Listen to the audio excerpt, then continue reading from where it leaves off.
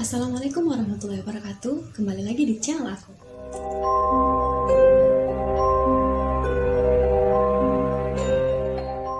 Ya, di video kali ini aku akan membahas sebuah cerita mengenai kasus kematian yang masih menjadi misteri hingga saat ini, yang menimpa seorang perempuan yang bernama Elisa Lam.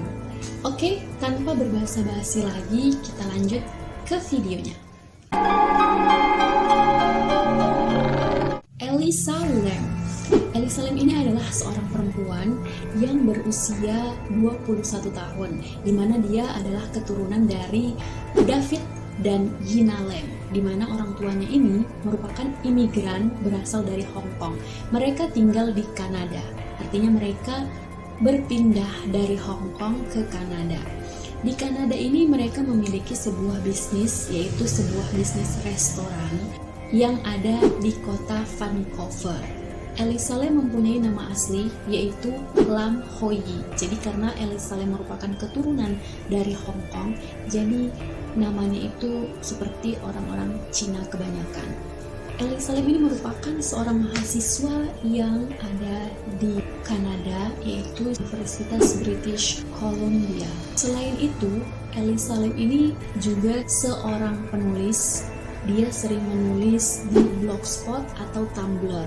Tulisannya banyak menjelaskan tentang penyakit mental, di mana penyakit mental ini merupakan penyakit yang dialaminya. Jadi dia mempunyai penyakit mental, lebih tepatnya yaitu bipolar disorder. Buat kalian yang belum tahu, bipolar disorder ini adalah sebuah penyakit yang menyerang psikis seseorang, di mana seseorang yang menderita bipolar disorder ini mengalami perubahan drastis pada mood mereka. Jadi mereka itu bisa senang banget, atau bahkan sebaliknya. Jika mereka merasa sedih, itu bisa sedih yang keterlaluan gitu. Menurut kesaksian dari teman-temannya, Elisa ini mempunyai pribadi yang ceria. Dia juga merupakan anak yang ramah dan juga peduli dengan sesama.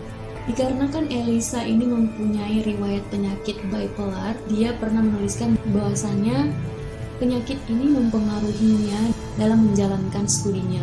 Jadi sometimes dia itu memang benar-benar harus merefresh kembali pikirannya atau mencari suasana baru untuk menghilangkan beban-beban saat ia melakukan studinya. Nah, pada tahun 2013, Elisa ini berencana untuk melakukan traveling sendirian, di mana rencananya ini sempat dilarang oleh kedua orang tua Elisa sendiri, dikarenakan orang tuanya khawatir dengan keadaan Elisa, di mana dia mempunyai riwayat penyakit bipolar.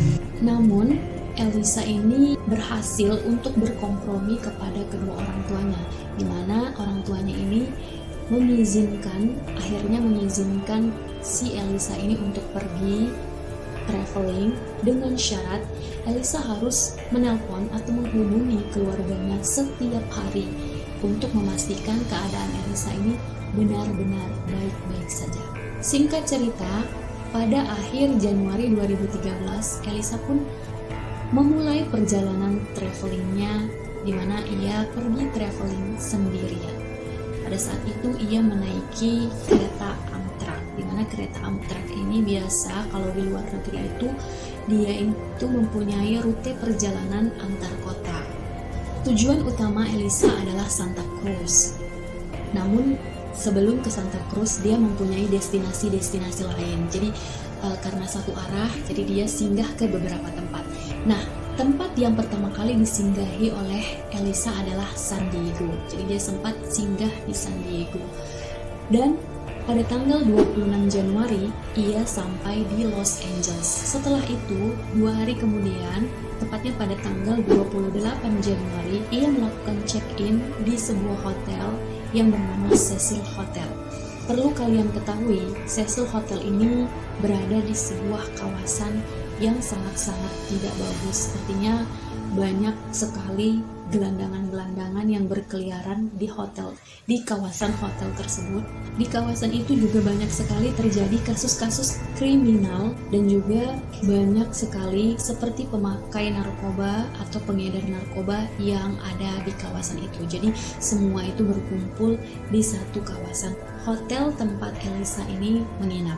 Selain kawasannya yang tidak bagus, ternyata Hotel Cecil ini mempunyai reputasi yang sangat-sangat buruk, di mana di dalam hotel ini sering terjadi peristiwa-peristiwa yang sangat mengerikan, baik itu pembunuhan, kasus-kasus yang orang-orang hilang, yang akhirnya ditemukan tidak bernyawa, dan cerita-cerita mistis yang melekat di hotel ini. Jadi hotel ini selain dia banyak kasus-kasus pembunuhan, di hotel ini juga terkenal angker. Yang perlu menjadi catatan sebelum menginap di hotel ini, ternyata selain itu tamu-tamu mengerikan juga pernah menginap di Hotel Cecil ini. Yang pertama adalah pembunuh berantai yang bernama Richard Ramirez, di mana ia mempunyai julukan The Night Stalker, yang artinya adalah penguntit malam. Jadi dia kalau membunuh itu pada malam hari. Pertama-tama ia akan menguntit korbannya, kemudian dibunuh. Makanya dia dijuluki sebagai The Night Stalker, penguntit malam. Nah, Richard Ramirez ini pernah menginap di Hotel Cecil selama beberapa minggu. Kemudian yang kedua, pembunuh berantai juga yang bernama Jack Unterweger. Jack Unterweger, dia juga mengatakan bahwasanya dia pernah menginap di Hotel Cecil ini selama beberapa waktu. Mungkin saja Elisa pada saat itu tidak tahu tentang reputasi buruk yang ada di Hotel Cecil ini. Cecil Hotel ini termasuk hotel yang murah di daerah tersebut, di mana dengan harga yang murah, hotel ini memiliki kamar yang cukup luas dan memiliki fasilitas yang lumayan bagus. Di hotel ini, Elisa pertama kali check-in, dia mendapatkan satu kamar namun berbagi dengan roommates. Jadi satu kamar itu ada 2 orang, Elisa dengan teman sekamarnya. Saat tinggal bersama, teman sekamar si Elisa ini sempat komplain dengan pihak hotel, di mana dia mengatakan Elisa ini menunjukkan sikap yang aneh, dan akhirnya Elisa ini dipindahkan ke kamar untuk 1 orang saja.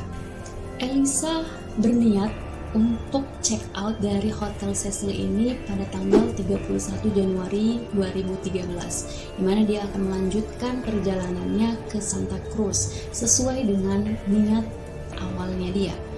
Dia sempat mampir ke sebuah toko buku yang dekat dengan Cecil Hotel ini. Nama toko bukunya adalah The Last Bookstore. Ownernya adalah Katie Orpen, di mana si Elisa ini ingin memberikan souvenir atau oleh-oleh kepada orang tuanya ketika kembali nanti. Jadi dia juga menanyakan kepada si Katie ini, apa sih buku yang ringan untuk dibaca di dalam perjalanan, karena dia akan melanjutkan perjalanannya ke Santa Cruz. Katie Orpen ini adalah orang yang terakhir melihat Elisa dalam kondisi hidup. Keesokan harinya, seperti daily routine-nya si Elisa ini adalah menelpon orang tuanya untuk memberi kabar bahwasanya ia baik-baik saja. Namun hari itu ia sama sekali tidak menelpon orang tuanya, di mana orang tuanya ini khawatir dengan kondisi Elisa pada saat itu. Kemudian keesokan harinya juga Elisa tetap tidak menelpon orang tuanya. Pada saat itu juga orang tuanya sempat menelpon Elisa, namun Elisa tidak memberikan jawaban. Dan akhirnya karena sudah beberapa hari, orang tua si Elisa ini melaporkan kepada Departemen Kepolisian yang ada di Los Angeles tentang kasus hilangnya putri mereka. Orang tuanya ini juga langsung mendatangi kawasan Cecil Hotel ini. Pada saat itu polisi dengan sigap melakukan penggeledahan di sekitar kawasan tersebut. Setelah itu semua dilakukan, hasilnya tetap nihil. Elisa tidak ditemukan pada saat itu. Singkat cerita, pada tanggal 7 Februari, polisi melakukan konferensi untuk meminta bantuan kepada masyarakat apabila ada yang melihat Elisa untuk segera melaporkan kepada polisi. Namun setelah ditunggu beberapa minggu, kabar tentang Elisa tidak kunjung datang. Setelah 1 minggu, karena tidak ada laporan tentang keberadaan si Elisa, akhirnya polisi merilis sebuah video, di mana video ini merupakan video CCTV yang berasal dari Cecil Hotel yang menampakkan Elisa pada saat itu. Di video ini banyak sekali keanehan-keanehan yang ditunjukkan dari sikap tingkah laku Elisa pada saat itu, di mana Elisa terlihat datang dari sisi kiri, kemudian dia seperti sembunyi dari seseorang, tapi kita tidak tahu dia ini sembunyi dari siapa. Seperti terlihat dia sedang ketakutan. Kemudian Elisa juga menekan semua tombol di lift tersebut. Terlihat juga Elisa seperti sembunyi dengan dia menempelkan badannya ke sudut lift tersebut. Dia seperti bersembunyi dari seseorang. Nah, setelah itu dia keluar masuk dari lift. Dia sempat menjulurkan kepalanya keluar untuk melihat seseorang, dan dia masuk kembali. Kemudian akhirnya dia keluar lagi. Setelah keluar itu dia seperti berkomunikasi dengan seseorang, tapi entah siapa itu. Kemudian dia seperti menggerakkan tangannya dengan asal, dan inilah titik keanehannya. Semua ini adalah titik keanehan. Kenapa Elisa, dan ada apa dengan Elisa?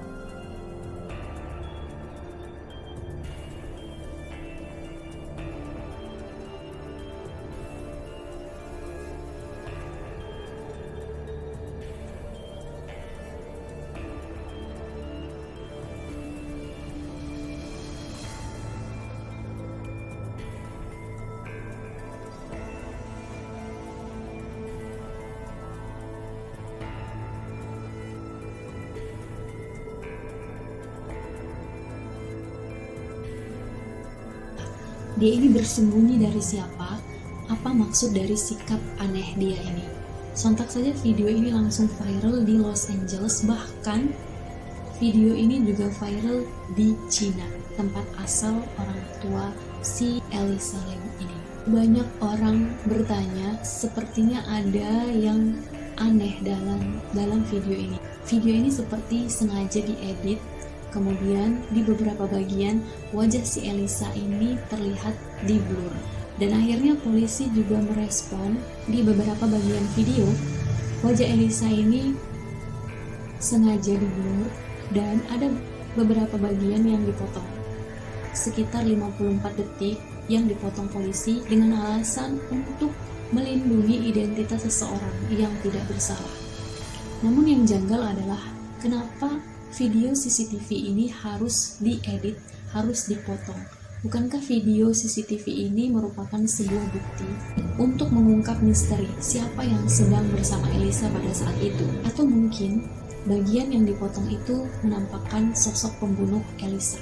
Kita tidak tahu apa yang terjadi. Ya, jadi di dalam video tadi, jika dilihat dari jam dan tanggalnya, kejadian itu terjadi pada tengah malam menuju ke dini hari, di mana itu merupakan 1 Februari. Yang menjadi pertanyaannya adalah, kenapa Elisa tidak check out? Padahal dia sebelumnya berencana untuk check out di tanggal 31 Januari dan melanjutkan perjalanannya ke Santa Cruz. Apa yang terjadi dengan Elisa? Kenapa dia masih stay di hotel tersebut? Kenapa dia tidak melanjutkan perjalanannya ke Santa Cruz? Singkat cerita, seminggu kemudian setelah perilisan video Elisa, tamu yang ada di Cecil Hotel ini komplain kepada pihak Cecil, di mana mereka mengatakan bahwasanya air kran yang ada di hotel tersebut sangat kecil dan memiliki bau dan rasa yang aneh. baunya itu seperti bau busuk, bau anyir, dan terkadang airnya itu berubah warna. Tepat pada tanggal 19 Februari, nah disinilah akhirnya pihak hotel ini menugaskan seorang petugas pemeliharaan yang bernama Santiago Lopez untuk memeriksa tangki yang ada di atap Hotel Cecil. Setelah Santiago ini naik ke atap, membuka salah satu tangki raksasa tersebut. Jadi di atas atap tersebut ada 4 tangki raksasa. Dan si Santiago Lopez ini memeriksa tangki tersebut satu persatu. Nah, ketika dia membuka salah satu dari keempat tangki ini, dia melihat jenazah yang telah mengambang di dalam tangki air tersebut. Tak lama setelah itu, polisi langsung datang dan kemudian mengeluarkan jenazah tersebut. Setelah itu, polisi melakukan identifikasi dan menyatakan bahwa jenazah ini adalah jenazah milik Elisa Lam. Setelah polisi menyatakan bahwasanya jenazah tersebut merupakan jenazah milik Elisa Lam, namun pada saat itu polisi tidak langsung mengatakan apa penyebab kematian Elisa Lam ini. Terlebih dahulu polisi melakukan toksikologi, di mana setelah hasil toksikologi keluar, barulah polisi mengatakan bahwasanya penyebab Elisa Lam meninggal adalah karena kecelakaan, di mana Elisa Lam tenggelam di dalam tangki air tersebut. Hasil toksikologi ini dijelaskan oleh salah satu dokter, di mana ia mengatakan bahwasanya tidak ada zat berbahaya yang ada di dalam tubuh Elisa Lam, dan mereka juga tidak bisa mengecek darah Elisa Lam dikarenakan pada saat itu kondisi jenazah Elisa Lam sudah membusuk. Mereka menyimpulkan 3 kesimpulan tentang jenazah Elisa Lam ini. Yang pertama adalah selama ini Elisa Lam ini mengkonsumsi obat antidepresan. Yang kedua adalah pada saat itu, pada malam itu Elisa tidak mengkonsumsi obat itu. Dan yang ketiga adalah Elisa mengkonsumsi obat antidepresan tidak sesuai anjuran. Jadi dia mengkonsumsi obat antidepresannya itu tidak sesuai dengan dosisnya, sehingga menyebabkan ia berhalusinasi. Inilah yang menyebabkan dia mengalami kecelakaan dan akhirnya berakhir di dalam tangki tersebut. Polisi menyatakan bahwasanya Elisa Lam ini meninggal dikarenakan kecelakaan. Akhirnya kasus Elisa Lam ini ditutup. Namun kedua orang tua Elisa, yaitu David dan Nina Lam ini merasa sangat kecewa dengan pihak polisi. Mereka merasa bahwasanya polisi tidak serius untuk menangani kasus yang menimpa putrinya tersebut, di mana seharusnya polisi menyelidiki dengan detail bagaimana putrinya ini bisa sampai ke atas atap. Orang tua Elisa Lam ini juga sempat menggugat pihak Hotel Cecil ini ke pengadilan, namun tidak membuahkan hasil, di mana ajuan atau gugatan orang tua si Elisa ini ditolak oleh pihak pengadilan dikarenakan banyak saksi yang lebih cenderung menguntungkan Cecil Hotel, di mana salah satunya adalah staf hotel yang mengatakan bahwasanya Elisa selalu pergi sendirian ke mana-mana. Lanjut kita kepada kejanggalan-kejanggalan mengenai kasus kematian Elisa Lam. Yang pertama adalah kenapa Elisa Lam masih di hotel tersebut pada saat dia seharusnya sudah check out dan melanjutkan perjalanannya ke Santa Cruz, yaitu pada 1 Februari seharusnya dia sudah tidak ada di hotel tersebut. Kejanggalan yang kedua adalah kenapa polisi harus mengedit CCTV. Jadi tadi ada pernyataan polisi yang mengatakan bahwasanya mereka memang mengedit dan memotong 54 detik video tersebut untuk melindungi seseorang yang tidak bersalah. Namun kita semua tahu bahwasanya di situ Elisa melakukan komunikasi dan seharusnya polisi menjadikan orang tersebut menjadi saksi di dalam kasus Elisa Lam ini. Kemudian, kenapa yang diperlihatkan hanya CCTV yang ada di dalam lift tersebut? Padahal kita semua tahu bahwasanya setiap hotel itu di setiap lorongnya itu pasti memiliki CCTV juga. Nah, kenapa polisi tidak memperlihatkan CCTV yang ada di lorong hotel tersebut? kalau saja si polisi ini memperlihatkan CCTV yang ada di lorong tersebut, otomatis kita semua tahu dengan siapa si Elisa ini berkomunikasi pada saat itu. Misteri Elisa ini terpecahkan, bukan? Jadi ini yang menurut aku janggal. Kemudian kejanggalan yang ketiga adalah yang perlu kalian tahu bahwasanya akses menuju atap Hotel Cecil ini hanya bisa dilalui oleh karyawan saja. Dan kemudian untuk mencapai atau untuk menaiki tangga dari tangki air di Hotel Cecil ini sebelum kita menaiki tangga ini ada alarm. Jadi kalau kita tetap menaiki tangga, alarm ini akan bunyi sampai ke resepsionis. Jadi semua itu pasti dengar gitu.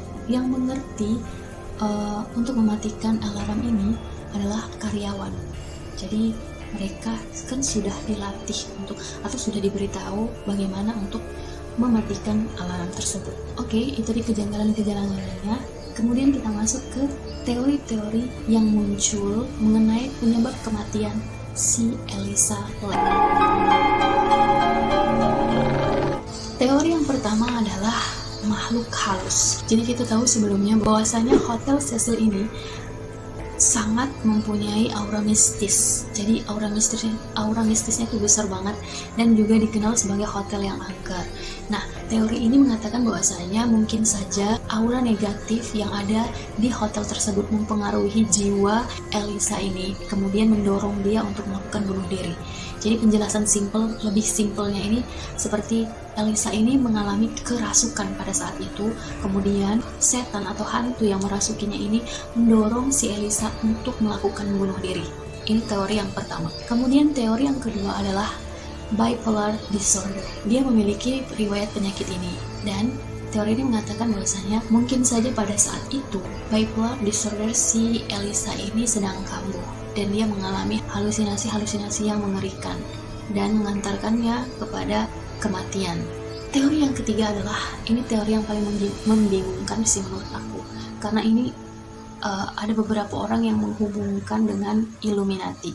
Aku juga nggak ngerti kenapa harus dihubungkan dengan Illuminati, tapi penjelasannya kurang lebih seperti ini. Jadi pada saat itu daerah itu diserang oleh wabah TBC, dan yang bisa mendeteksi si wabah ini adalah pasien HIV Lam Elisa.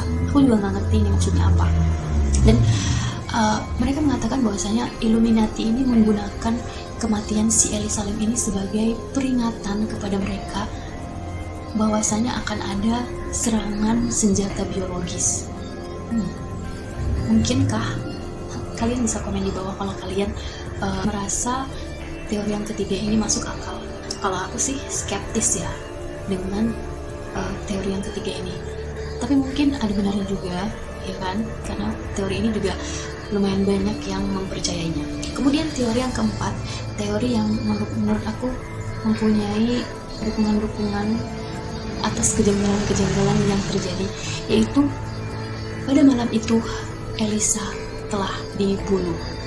Jadi banyak yang mengatakan bahwasanya Elisa Lam ini sebenarnya dibunuh, dan polisi sebenarnya sudah tahu penyebab dari kematian Elisa Lam ini.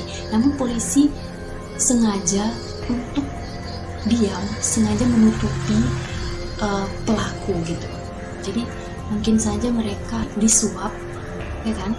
Nah, kalau memang polisinya disuap, otomatis logikanya berarti pelaku ini bukan orang biasa, karena mereka bisa menyuap atau bahkan mengancam polisi. Jadi ini polisi Los Angeles loh, masa bisa disuap sih, ya kan? Tapi kenapa harus kejanggalan-kejanggalan itu ada juga dilakukan oleh polisi gitu? Dari CCTV yang dipenggal, kemudian tidak menampakkan keseluruhan CCTV-nya, ya kan? Itu kan janggal banget sih menurut aku. Padahal kalau polisi terang-terangan atau memperlihatkan hasil CCTV-nya, otomatis masalah ini akan terpecahkan, bukan? Nah, apa mungkin pembunuh dan polisi ini melakukan konspirasi? Kalian bisa komen di bawah kalau memang teori ini memungkinkan. Oke, jadi itu keempat teori yang timbul setelah kematian si Elisa Lam ini teori penyebab kematiannya ya. Jadi Kalian bisa komen di bawah yang mana yang paling memungkinkan mengenai penyebab kasus kematian si Elisa Lam ini. Apakah teori yang pertama, atau kedua, atau ketiga, atau keempat? Kalian lebih cenderung ke teori yang mana sih? Aku pengen tahu, kalian boleh komen di bawah, oke? Mungkin itu aja untuk kali ini ceritanya Elisa Lam. Semoga kalian suka, semoga kalian terhibur. Jangan lupa untuk subscribe channel aku supaya aku lebih rajin untuk upload konten-konten yang terbaru. Jangan lupa juga untuk aktifkan loncengnya supaya kalian dapat notifikasi kalau aku update video baru. Yang terakhir, jangan lupa like, komen, dan share ke teman-teman kalian supaya kalian gak merinding sendirian.